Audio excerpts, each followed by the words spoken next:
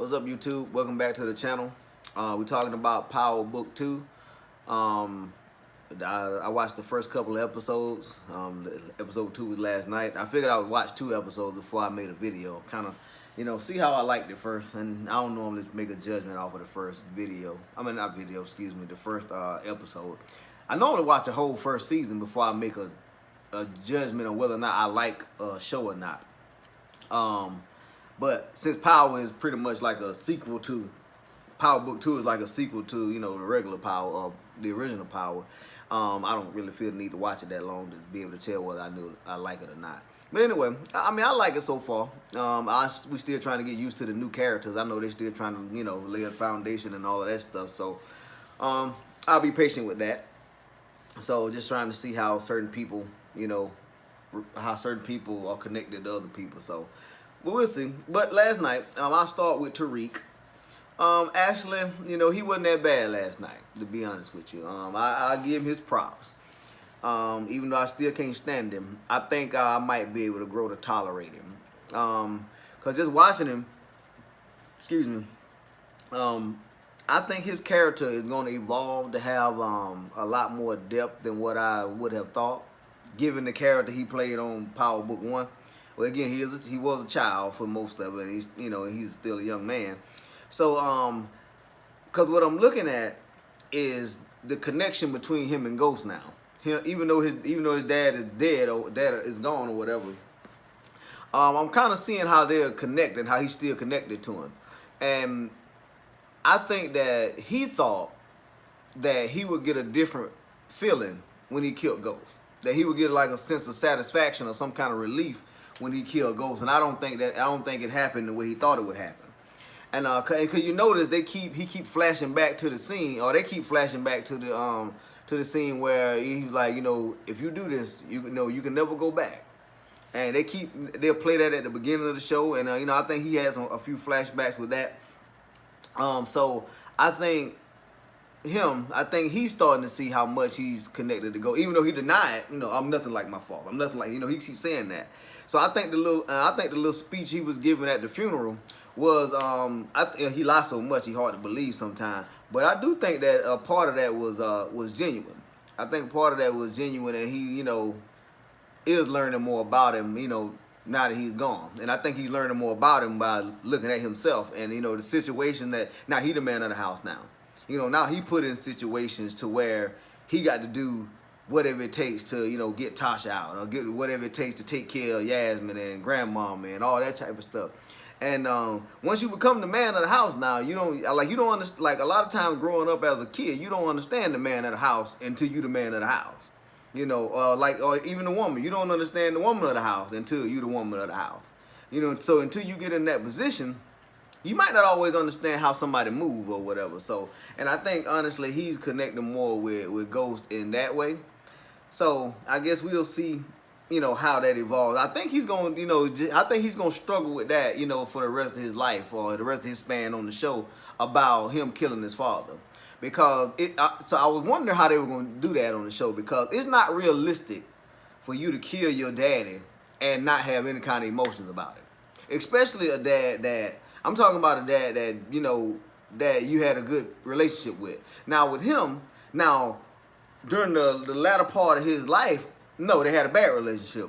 But before Angela came along, they was a loving family. Well, that's what they showed anyway on the show.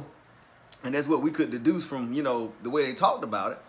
And so I understand you upset with him, and, you hated him towards the last few years or whatever. But you don't all that don't just go away.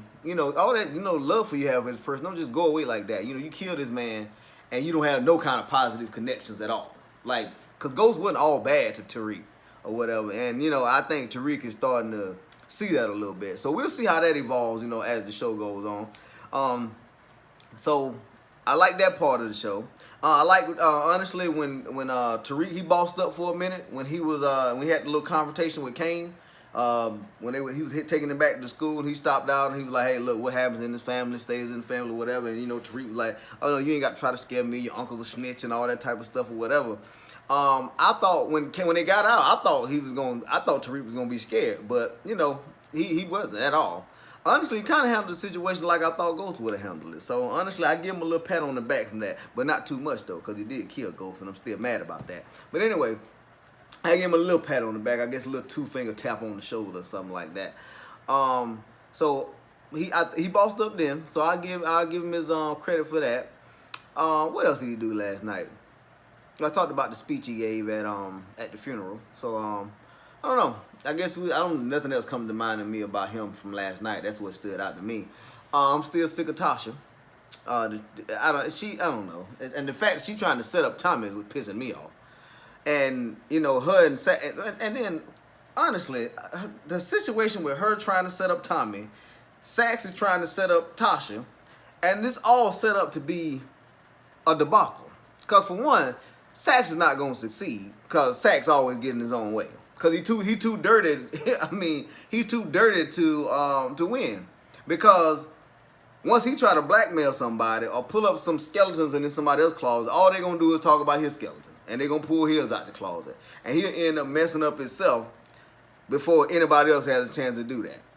So they went and dug Blanca up out the trash can somewhere, out of wherever she was at, in hiding or whatever. And an ironic part, I just asked my wife, I said, did Blanca get fired or something? I said, we ain't seen Blanca. I said, she didn't cross over to the next show. And then sure enough, on the episode I asked her about it, I don't think it was about 5 minutes later, she come walking in the room with Saxe or whatever, with that bad accent. Anyway, yeah, I don't like to hear her talk. But anyway, and giving her little testimony. So so the whole Tasha and trying to set up Tommy, I think is grimy. And since they're supposed to be a boy, you know, and all that, well, she already done killed Keisha and all that. But anyway, I think her trying to set up Tommy is grimy, and I don't think that's gonna work. And she'll try that now that Tommy out of town. Yeah, if Tommy was around, she wouldn't be trying that because she end up on the milk carton somewhere. And Saxe trying to set up Tasha, I don't think that's gonna work either. But I do, because I think she's gonna end up getting out. I don't think they're gonna keep her in jail the whole time. I think they should, but I don't think they will. And like I said, Saxe gonna get in his own way, so that's not gonna succeed. Cause Blanca, even though she testified with Saxe, she gonna turn on him anyway, cause she told the prosecutor, you know, make sure I testify, cause you know Saxe dirty, and you know Tasha not the kingpin or the queen pin and all that type of stuff. So I don't know. I'm interested to see how that fallout is gonna happen. I like Method Man's character. I like when him Davis McLean, I think his name is. I think he's like I said on my last video, I think he's gonna be like the new Proctor, but I think he got a little bit more street cred than Proctor got, and I think he's gonna be a little bit more savvy than Proctor. So I'm interested to see how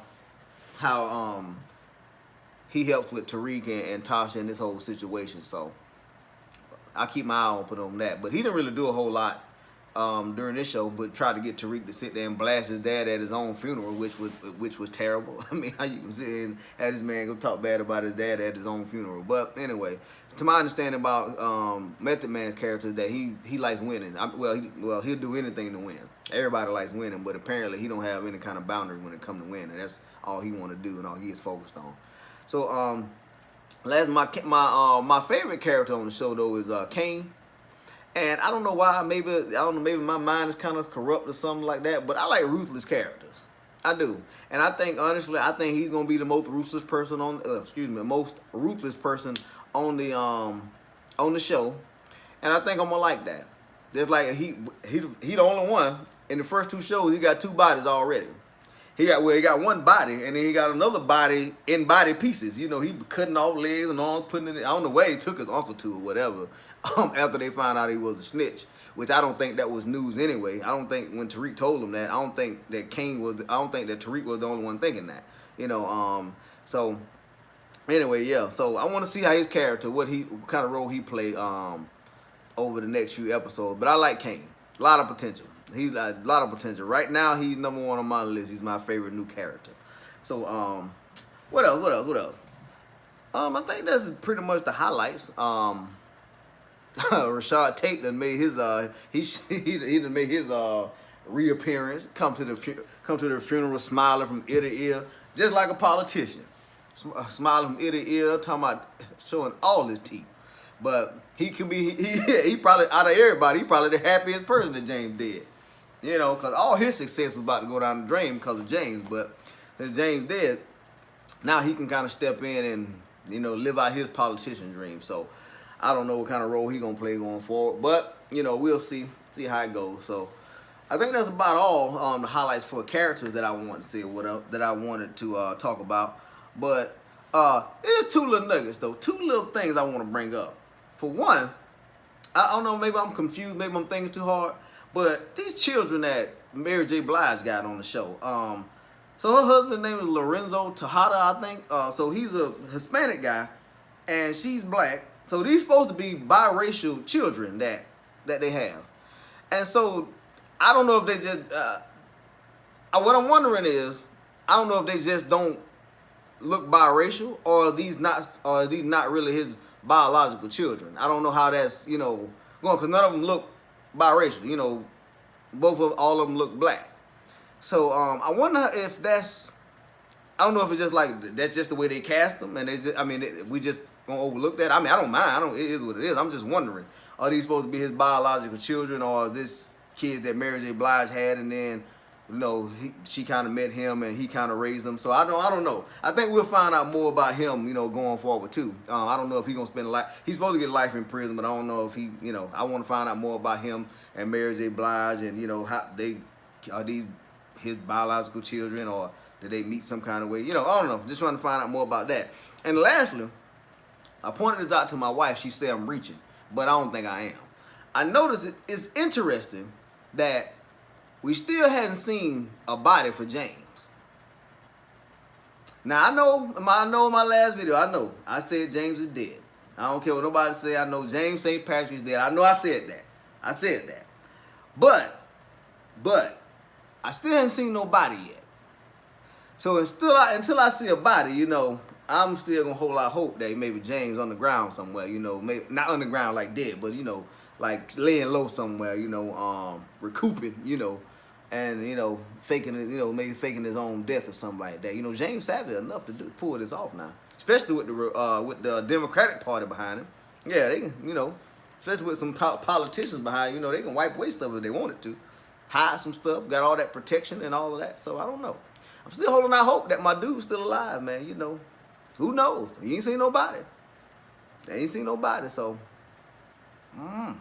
You tell me if you think I'm reaching or not. But anyway, those are my thoughts. Oh wow, this video a little longer than I expected. But anyway, those are my thoughts. So yeah, well, I'll see y'all next week and we'll talk about it some more. Before you get off, you know, make sure you like and subscribe, and yeah, I'll talk to y'all next week.